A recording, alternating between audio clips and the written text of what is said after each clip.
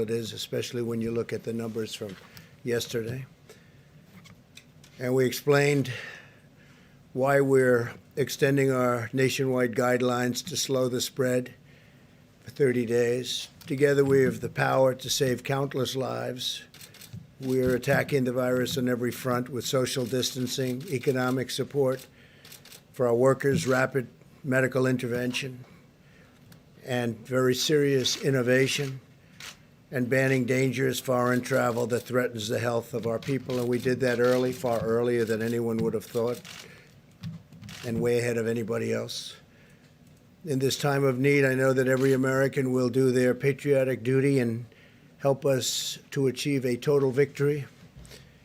As governments and nations focus on the coronavirus, there's a growing threat that cartels, criminals, terrorists, and other malign actors will try to exploit the situation for their own gain, and we must not let that happen. We will never let that happen. Today, the United States is launching enhanced counter-narcotics operations in the Western Hemisphere to protect the American people from the deadly scourge of illegal narcotics. We must not let the drug cartels exploit the pandemic to threaten American lives. In cooperation with the 22 partner nations, U.S. Southern Command will increase surveillance, disruption, and seizures of drug shipments and provide additional support for eradication efforts, which are going on right now at a record pace. We're deploying additional Navy destroyers, combat ships, aircraft and helicopters, Coast Guard cutters, and Air Force surveillance aircraft, doubling our capabilities in the region. Very importantly, our forces are fully equipped with personnel, protective equipment, and we've taken additional safety measures to ensure our troops remain healthy. Secretary Mark Esper, Attorney General Bill Barr, National Security Advisor Robert O'Brien will provide more details. In addition, I'm going to have General Milley, who's done an incredible job in so many ways, say a few words. And also with us, our Chief of Naval Operations, Admiral Gilday, who I think you know, and Commandant of the Coast Guard, Admiral Schultz. So I'm going to ask Mark to start, and then we can go. And after that, we're going to take questions as it pertains to this, and then we'll go on to phase 2, which is the virus itself. Okay? Thank you. Please, Mark. Well, thank you, Mr. President, and good afternoon, everyone. I appreciate the opportunity to be here today as we make this very important announcement. At a time when the nation and the Department of Defense are focused on protecting the American people from the spread of the coronavirus, we also remain vigilant to the many other threats our country faces. Today, at the President's direction, the Department of Defense, in close cooperation with our interagency partners, began enhanced counter-narcotics operations in the Eastern Pacific Ocean and the Caribbean Sea. This initiative is part of the administration's whole-of-government approach to combating the flow of illicit drugs into the United States and protecting the American people from their scourge. I want to thank all of our partners in this effort, to include the United States Coast Guard, the Department of Homeland Security, the Drug Enforcement Agency, the Department of Justice, and members of the intelligence community for their tremendous support and cooperation. To conduct these enhanced operations, the President has directed the deployment of additional ships, aircraft, and security forces to the United States Southern Command area of responsibility. Included in this force package are Navy destroyers and littoral combat ships, Coast Guard cutters, P-8 patrol aircraft, and elements of an Army Security Force Assistance Brigade. These additional forces will nearly double our capacity to conduct counter-narcotics operations in the region. Additionally, 22 partner nations have joined us in this fight, bringing with them a variety of intelligence and operations capabilities needed to defeat these criminal organizations. Last year alone, United States Southern Command's operations resulted in the seizure of over 280 metric tons of drugs, much of which was designated for shipment to America. While this was an incredible achievement, there is much more work to be done.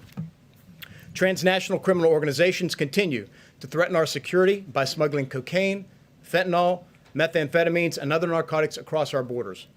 These drug traffickers put our communities at risk and destroy lives. Every year, tens of thousands of Americans die from drug overdose, and thousands more suffer the harmful effects of addiction.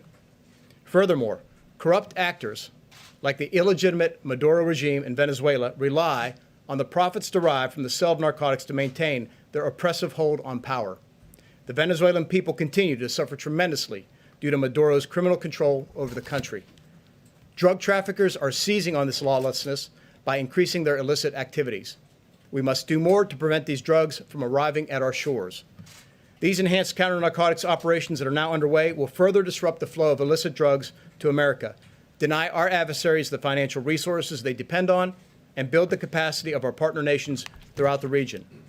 I want to thank President Trump for his leadership and support to this critical mission. This is a particularly important time for this operation to begin. As nations around the world shift their focus inward to deal with the coronavirus pandemic, many criminal organizations are attempting to capitalize on this crisis. The enhanced operations we are announcing today will keep the pressure on these criminal groups and protect the American people from the devastation caused by the flow of illegal drugs into our country. Mr. President, thank you for your leadership as we begin this important operation. While the men and women of the United States military work hard here at home to fight the coronavirus, we continue to take action around the world to defend our great country. Thank you, and I'd like to invite General Milley.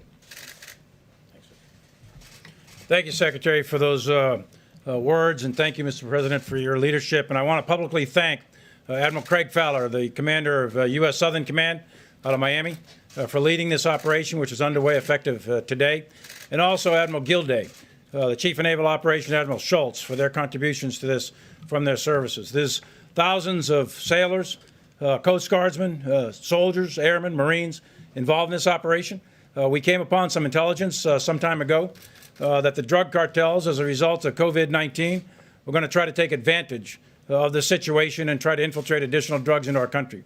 As we know, there's 70,000 Americans die on an average annual basis to drugs. That's unacceptable. We're at war with COVID-19, we're at war with terrorists, and we are at war with the drug cartels as well.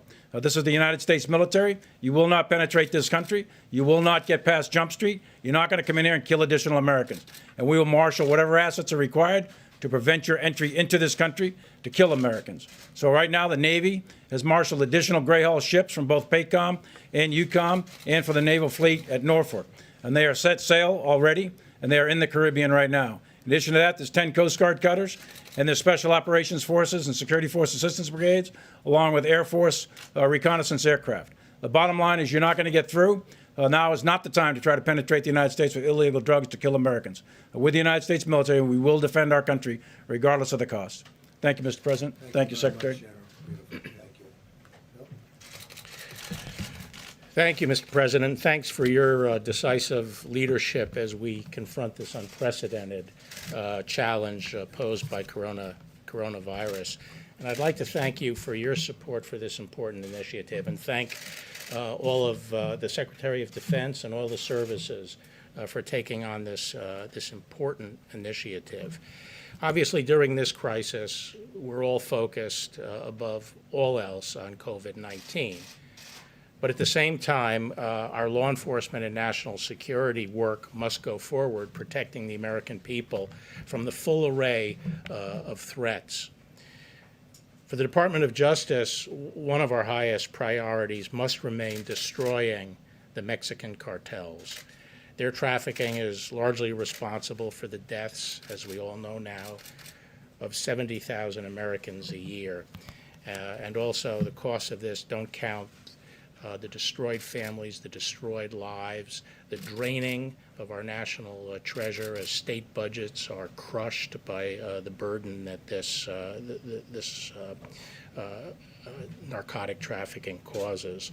The President has made clear that we are in this fight against the cartels to win, and that we are not interested in half measures, and that the threat posed by the cartel is not just a law enforcement threat, but a national security threat as well. And in December, building on your success with the Mexican president in forging a cooperative relationship in the area of immigration, you asked me to go down and meet with the president Lopez Obrador and our Mexican counterparts to see if we could also establish a more comprehensive and coordinated effort with the Mexicans in confronting the cartels. And we've had some successful visits and discussions, and currently have an array of activities underway against the cartels. And we anticipate, along with the Mexicans, that these are going to bear fruit in the months ahead. But it quickly became clear that we can obtain the most immediate results, the best bang for the buck, where we increase the assets involved in interdiction on both the Pacific and Atlantic side of Mexico and the Central American countries. For years, the cartels have been using these sea routes to take the cocaine up from principally Colombia, now also out of Venezuela. And these sea routes on both coasts have become the primary means of bringing cocaine up to the United States. Because of the superb work done by the Defense Department and our intelligence community, we know exactly, most of the time, where these traffickers are at sea. But we're have been up till now, significantly limited in our ability to interdict because of the numbers of the assets we have deployed. Prior today, this limitation meant we could only intercept a fraction of the traffickers and the various boats that were detected. This will now double our capacity, and we are talking about hundreds of tons of cocaine now we're now in a position to seize. So this is going to radically improve our interdiction efforts and put tremendous pressure, we think, on the cartels. And the effort that Southcom is undertaking is going to save lives by taking drugs off the street. Last week, I announced the unsealing of charges of narco-terrorism, drug trafficking, and other crimes against the former Maduro regime, 16 members of that regime, and their involvement in trafficking of 250 metric tons a year. A lot of that comes by sea, as I discussed at that time, but also because of the pressure we're applying by our sea interdiction, they are trying to establish an air route out of Venezuela up into Central America, which is one of the reasons we're trying to move firmly against that corrupt regime. This drug war has gone on for many decades, and at times in the past, we've had great success and great results, and at times we've taken our eye off the ball. Fortunately, not in this administration, and I'm grateful that you, Mr. President, have brought focus to this fight and the determination to use whatever tools are necessary to win the fight. The cartels have to be defeated, both for the people of this country and for the people of Mexico and Venezuela. So I'd like to thank you again, Mr. President, Secretary Esper, for providing the wherewithal required to help win this war against the cartels and others who seek to send illicit drugs into our country. And with that, I'd like to introduce Ambassador O'Brien.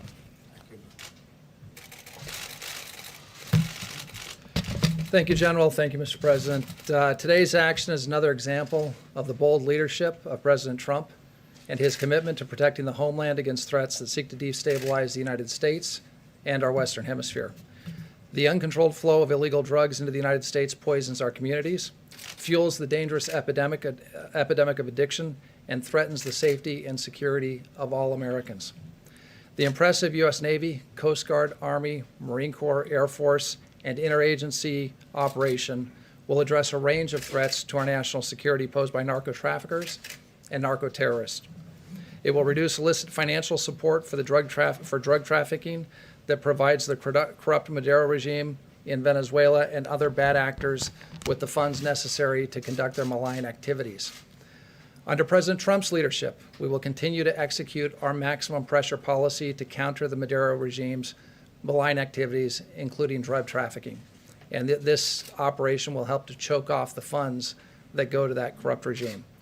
Maduro, narco-terrorists, and criminals should make no mistake that even as we are working around the clock to fight the spread of coronavirus, we will continue to execute the President's counter-narcotic strategy. We are working on a number of important national security priorities as we face this public health crisis. The United States will continue to combat disinformation and fake news about this virus. We will work with the world's largest oil producers to address volatility in global oil markets. We will always protect our servicemen and servicewomen around the world, including in Iraq and Afghanistan. I want the American people to know that President Trump and Vice President Pence and their administration are working tirelessly every day to protect the health and well-being of Americans and respond to the coronavirus. Our adversaries should take note, however, this president has a clear-eyed focus on America's national security interest. And let me be clear, it would be a mistake with terrible consequences for any adversary to attempt to do us harm during this health crisis or ever for that matter. Thank you very much. Thank you, Mr. President. Okay. So do we have any questions on this? Because this group is going to go back to work. We're going to leave. John? Question either for you, Mr. President, or Secretary Esper. What has changed that is allowing these assets to be deployed now, whereas General Barr said in the past they were not available? Well, for a long time, we've had a lot of drugs coming into our country, and it's not that it's increased. We've probably got it down a little bit, but it's still a tremendous number. Families are being ruined, lives are being ruined. It's an incredible thing, especially as you're at this position. You would never believe it. I see things that nobody would believe. I see reports that nobody would believe. So I met with the group behind me, all of them, and we said, what do you think we can do? And they think they can interdict. They think that we can stop it before it gets to the shores. And they're coming from all over the place. And we have incredibly talented people. So I think I'm going to let Mark just give them a little bit of an answer to that. But we just want to see if we can stop a good percentage of the drugs coming into our country. Sure thing. Thanks, Mr. President. So first of all, it's simply a matter of prioritization. The President's given us very clear guidance on what's important to him and protecting the American people. And as some of you know, I began a review months ago looking at all of our different geographic combatant commands and looking at where we can free up time, money, and resources to put into other endeavors.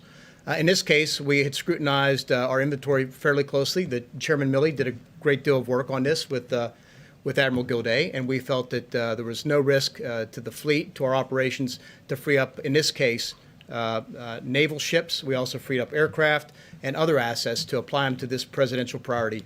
And of course, the Coast Guard did the same. So it was a very good operation. We feel this is very important to the American people and completely in line with the President's direction. And how long will you be able to keep up this operational tempo?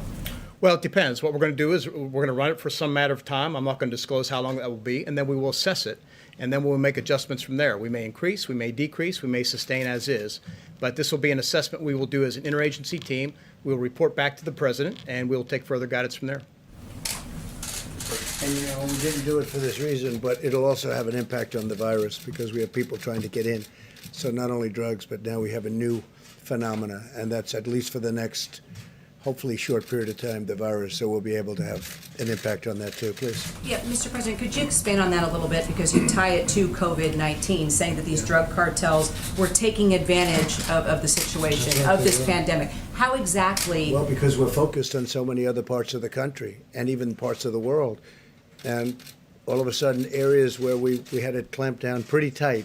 In fairness, you know, the wall is up to about 160 miles already. And any areas where we have that wall, it's for the most part contiguous. We have fill-ins, but we're up to 161 miles exactly. And any place where you have that wall, other than walking around it on the edges, it's stopping everybody cold. I mean, we're stopping. Nobody's seen anything like it. That's how good it works. And the other side knew it worked that well, everybody, because everybody was for it 5 years ago. All of a sudden, they changed. It's having a tremendous impact. But we are now focused on so many different things because of what's happened, because of this horrible, I say it's a horrible phenomena, that now we've got to focus on drugs. And the drugs come in from different methods, and we have the best people at sea anywhere in the world. So we'll have a tremendous impact on drugs. But one of the other things will also have an impact, we think, on the virus. Okay? Yeah, please. Ambassador O'Brien, did China underreport both the number of cases and the death toll from the coronavirus? And if that's the case, Mr. President, what does that mean for our relationship with China and your relationship with President Xi?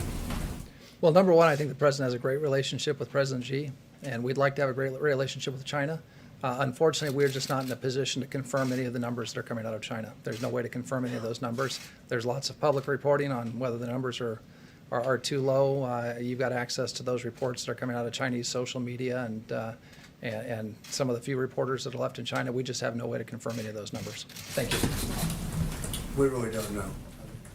How do we know whether they underreported or reported however they report? But we had a great call the other night. We're working together on a lot of different things, including trade. They're buying a lot. They're spending a lot of money. They're giving it to our farmers. They're paying our farmers for the product. So, we're gonna continue that along. John, yeah? I have another one, sir. You tweeted earlier today that there was, you have uncovered intelligence that there is a sneak attack being planned against American troops, American assets in Iraq.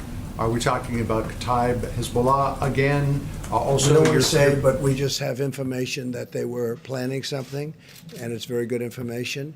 It was led by Iran, not necessarily Iran, but by groups supported by Iran, but that to me is Iran. And we're just saying, don't do it. Don't do it. It'd be a very bad thing for them if they did it. The last time they did do it in early March at Camp Taji, there was a response from the military against Kataib Hezbollah and Kataib Hezbollah alone.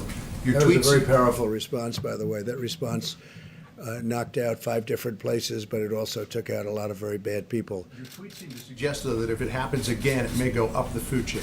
Well, that was a very big response. We knocked out a lot. They hit one site, we hit 5 big ones and ammunition sites. You saw what happened, and I won't say how many people were killed, but some bad people were killed, and a lot of them. That was a big response, but this response will be bigger if they do something. Yeah, you have one, please. Yes, thank you, Mr. President. Just going back to your conversation with President Xi, wondering if you received an intelligence report that talked about the discrepancy in the numbers, and if you addressed that with President Xi. We have not received that, but their numbers seem to be a little bit on the light side, and I'm being nice when I say that, relative to what we witnessed and what was reported. But we discussed that with him, not so much the numbers as what they did and how they're doing. And we're in constant communication with, I would say the biggest communication is myself and President Xi. The relationship's very good. Look, they're spending, they will be spending when things even out. This is obviously a little bit of a hurdle, what's happened over the last month. But they'll be spending $250 billion buying our product, $50 billion to the farmers alone, $200 billion to other things. They never did that before. So we have a great trade deal, and we'd like to keep it. They'd like to keep it, and the relationship is good. As to whether or not their numbers are accurate, I'm not an accountant from China. Strain things at all in terms of the trade deals? No, because people just don't know. People don't know where did it come from. I think we all understand where it came from, and President Xi understands that, and we don't have to make a big deal out of it. We didn't like the fact that they said it came from our soldiers, and they haven't pursued that. It was, and that was a mid-level person said that. That was not a high-level person. So I will always assume the best. I'll assume the high-level people didn't know about it. It was a foolish statement. So look, the relationship with China is a good one, and my relationship with him is, really good. Please. Can I follow up just on that point on Chinese propaganda that you mentioned, as well as Ambassador O'Brien? So in the past several weeks, China has been shipping PPEs, masks. They've either been selling or donating everywhere, Africa, Europe, Italy, Russia, and really pushing this narrative that they're taking on a global leadership role in the crisis. So what are your thoughts on that? And is there any plan for the Well, I don't mind if they administration want to to. take on that role? I view that as a positive if they're helping other countries. We have 151 countries right now that are under siege by the virus, under siege. Some are doing really badly. They don't know about social distancing. These are countries that aren't highly sophisticated. They don't have great communication to the rest of the world. They don't know the things that we're doing and that some others are able to do. And if China can help them, I'm all for it. I'm for all of us helping everybody.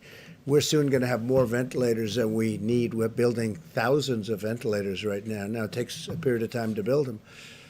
And again, nobody could have known a thing like this could happen. We're building thousands. We will fairly soon be at a point where we have far more than we can use, even after we stockpile for some future catastrophe, which we hope doesn't happen. We're going to be distributing them, the extras, around the world. We'll go to Italy, we'll go to France, we'll go to Spain, which is very hard hit. On that note, is there any truth on reporting that your administration is stopping shipment of USAID stockpiles of PPEs abroad? No truth whatsoever. No. Your No, administration we is want. not. I would love China and other countries if they have additional supplies, medical supplies, to give to other countries. 151, The US is still 150. shipping to Why would I USAID? stop that? Wouldn't that be terrible to stop it? Is the U.S. stopping shipment of our own stockpile through USAID to other countries? No, whatever we have, whatever we've committed to, we commit. But we also need a lot for ourselves, so we're very focused on that until we get over this. So obviously, we're not going to be shipping too much until now. We do have excess of certain things, and we don't have enough of others.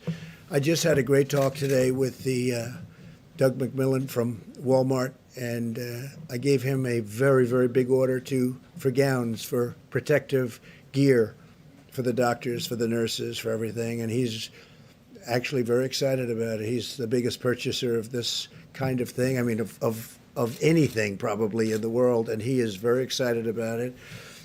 And he said, what size? I said, it's almost unlimited. When you look at these hospitals, the amount that they order, you almost say, how could they possibly use so much, whether it's masks or the protective gear? But we are supplying a tremendous amount, and we just ordered a lot from Walmart. And he's taken this on personally. And I said, let it be shipped not to a warehouse, directly to the side of the hospital or wherever they need it, because we save a lot of time when we do that. So Walmart, in addition to many other companies and people, is now involved at the highest level. Please. The announcements that were made today are aimed at curbing the flow of narcotics into the country. Are you concerned that we're possibly losing ground on the drug crisis while we're... I don't think we're losing ground, but we don't want to lose ground. That's why we're doing it. I don't want to lose ground. It's a big fight. I've seen many families where they're wiped out because they lost a son or a daughter or a husband or a wife or whatever. We're all of them. And we don't want to lose ground. And we are heavily focused on the virus, very heavily focused. And with this, we have never, after this goes into effect, which essentially is now, we will never have been so focused on drugs coming into our country as we are right now. And remember, as that wall gets bigger, that really helps us a lot. Really helps us a lot. Yeah, please. Is the Mexican government or any other Latin American government working in conjunction with this operation to help that drug? Many of the governments are, and Mexico in particular is. And Mexico right now we have 27,000 Mexican soldiers on our southern border, keeping people out of our country. And very few people are coming into our country right now. And as we complete, again, the wall, in addition to the 27,000 soldiers, it's a very tough place to come into. When I took over, people were coming in and they were bringing whatever they wanted. They were bringing drugs of any type, and now it's very hard for them, and it will get harder and harder. But the president of Mexico is a great guy who's really helped us a lot. 27,000 soldiers, 27,000 Mexican soldiers. And you remember when I first took over, they had all of the caravans coming up with 10,000, 15,000 people in the caravans. They were marching through Mexico. That's not happening anymore. Please, in the back. Mr. President, are narco militants such as the FARC 57th Front out of Colombia or the Maduro regime, do you know if they're working in conjunction with the Mexican cartels? Is there any intelligence indicating that? I cannot tell you that. I know the answer to that. I believe I do, but I cannot tell you that. We have information that would lead us to believe something very powerfully, but I cannot tell you the answer to that. Yeah, please, Jeff. Mr. President, have U.S. forces in Iraq taken any precautions because of this particular attack? And have you... They're taking precautions, and we are watching it very closely. And if something bad happens, it's going to be very painful for the other side. Have you been in touch with the Iraqi government about this? They know about it, yeah. They know. Are they offering additional protection or We'll anything? see. We'll see what happens. But, we're down to a small force now over the years. Since we've been bringing smaller and smaller. And we're down right now to a small number, but we have very powerful air power there. We have the big base, and which will, I mean, nobody can get near it, and nobody can even get near that. But we've really largely left. We've taken tremendous amounts out, and we've deployed them elsewhere, including bringing some back home. And do you think tweeting about it will help I prevent think that from it's not happening, or tweeting, perhaps it's give them a social heads media. up? It's social media. It gets out. I have, hundreds of millions of people. Number one on Facebook. Did you know I was number one on Facebook? And I just found out I'm number one on Facebook. I thought that was very nice, for whatever it means. No, it represents something. And when I can explain to people, just don't do it. It's going to be bad if you do. It's going to be really bad. And they don't need to do it. They have enough problems. Iran has enough problems without doing that. But we've been pulling back very substantially over the last year in Iraq. And so, that's the way it You is. said before you don't want to give the enemy, whoever that is in this case, a heads up. Do you feel like maybe you did? No, I'm just giving them a warning. It's not a heads up. I'm giving them a warning. There's a big difference. I'm saying if you do anything to hurt our troops, they're gonna pay a price. Now, they did last time, as per the question. They did last time. We didn't make a big deal out of it, but we hit very, very hard 5 massive, major ammunition sites. And a lot of people went with it. A lot of bad people. A lot of enemy went with it. And we didn't want to make a big deal out of it, but they paid a big price. They'll pay a much bigger price this time if they do anything. Now that we have Admiral Gilday here, perhaps we could ask a question about what the plans are for the Roosevelt, sir? Sure. In terms of Roosevelt, we're making great progress in terms of testing and also moving people off the ship. So in the past day or so, we've moved over 1,000. That number will increase to more than 2,700 by Friday as we continue to increase the testing as well and fly those samples off. So we're getting after it pretty quickly. And will the ship remain fully operational? It is fully operational now. And will remain so? It will remain so. Can I ask a follow-up to that?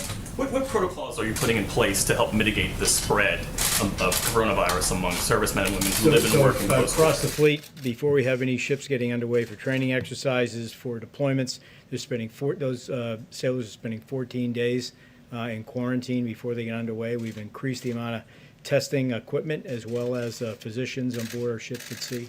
So we've taken additional steps since the beginning of the COVID Not too crisis. many people are going to be getting off at various ports anymore, right? I think we probably have decided on that. You mean civilians? Thank you. No, military people. I want to add one. I'd like to add one thing to that. There seems to be this narrative out there that we should just shut down the entire United States military and address the problem that way. That's not feasible. We have a mission. Our mission is to protect the United States of America and our people.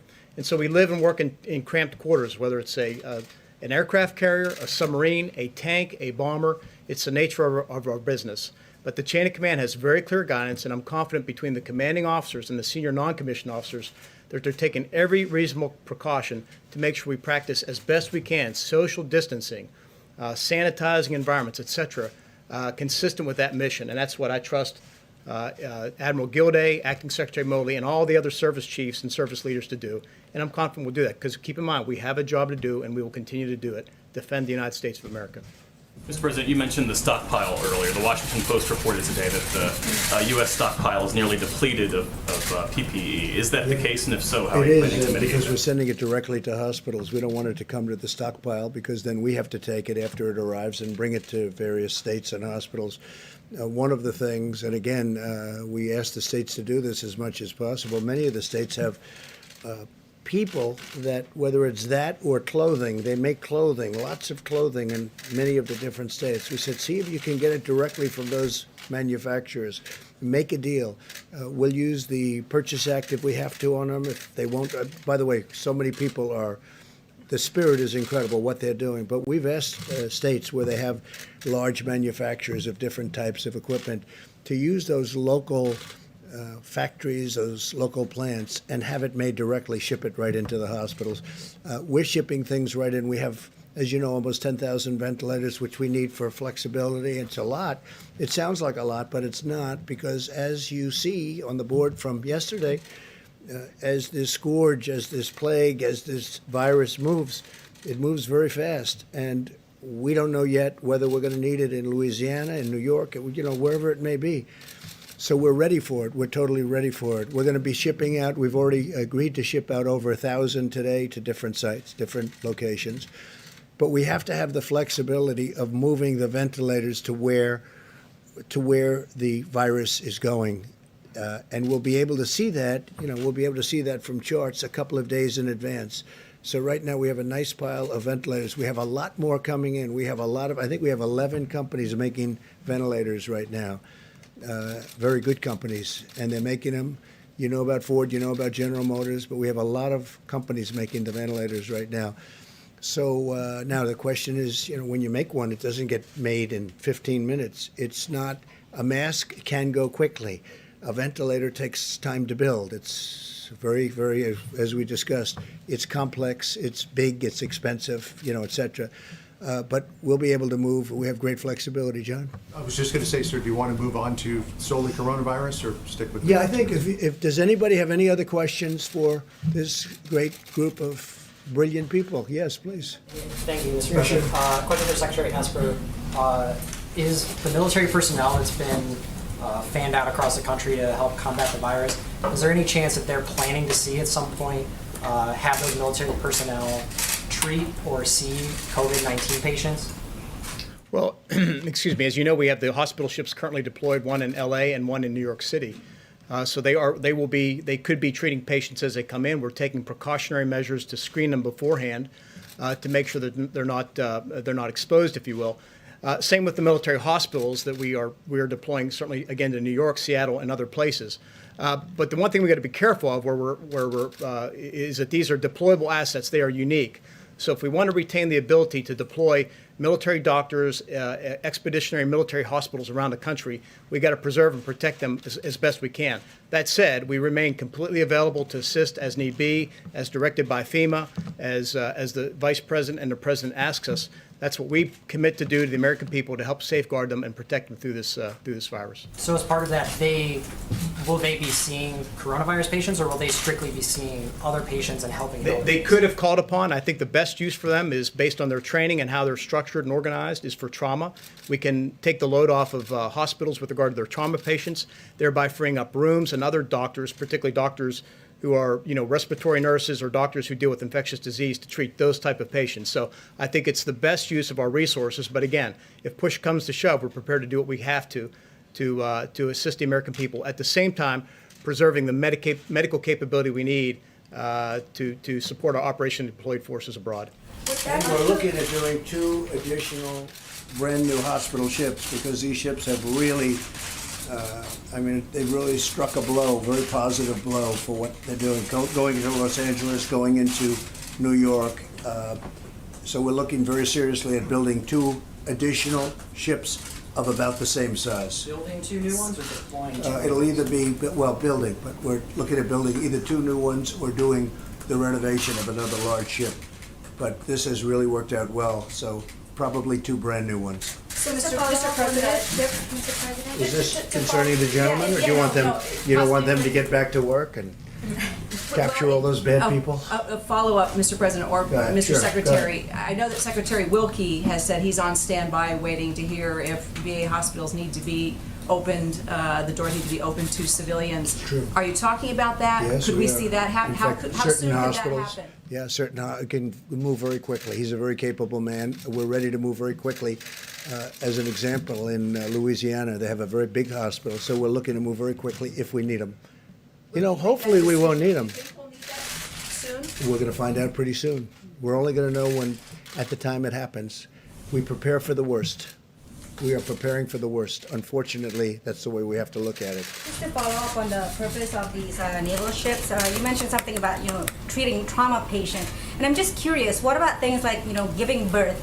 Would mothers be expected in New York, for example? Well, as I understand, they're not doing that on the ship. That's the one thing they're not doing outside of the COVID-19. They're not doing that. The birth of a baby not being done on the ships. Okay. Can I have a follow-up question with Attorney General Barr, please? This has to do with the visa restrictions on immigrant doctors. Is the administration considering easing the restrictions or waiving restrictions for doctors with J1 or H1B visas so they can help other doctors during this crisis? Actually, the immigration laws are no longer under the administration of the Department of Justice, and I haven't been participating in any of those discussions. What about you, Mr. President? Can you Go ahead. respond to that One question, more for Mr. this group President? back here. To Secretary Esper, the WHO, this is on the topic of coronavirus in Iran. The WHO confirms that Iran is vastly underreporting its coronavirus cases, not just cases, but fatalities. According to on-the-ground estimates, that might be as high as 15,500 deaths. 32 commanders in the military in Iran are now confirmed either in dire condition or dead.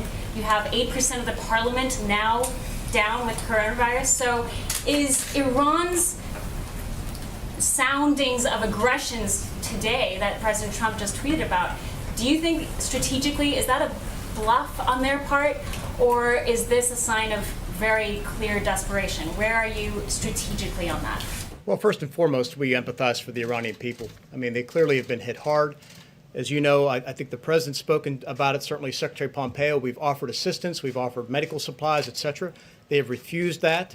I think if the Iranian regime put more interest in terms of taking care of their people, in the context of this virus, they would be better served. Instead, the Iranian regime continues to want to spread its malign activities throughout the region. They want to continue to send out the Quds Force and others to cause problems throughout the region. We know that in one way, shape, or form, they're either resourcing, directing, approving, or whatever operations for Shia militia groups in Iraq that are targeting American forces. So I think at the end of the day, again, I feel deep concern for the Iranian people.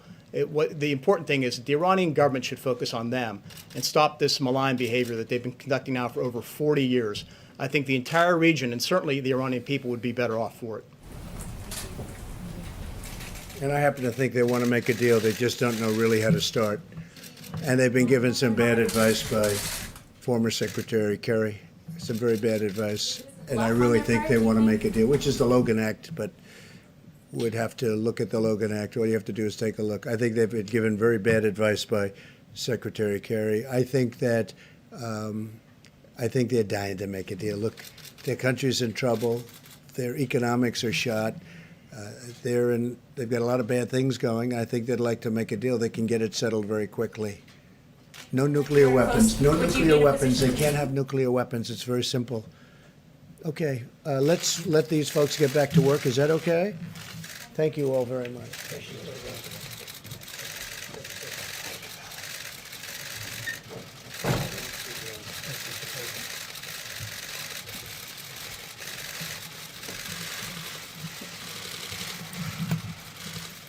So as we deploy our service members to combat both threats abroad, invisible enemy at home, earlier today I spoke to our nation's incredible warriors and military families. Spent a long time on the phone with thousands and thousands of families that were hooked in. In order to stop the spread of the virus, some of these families have delayed planned moves to their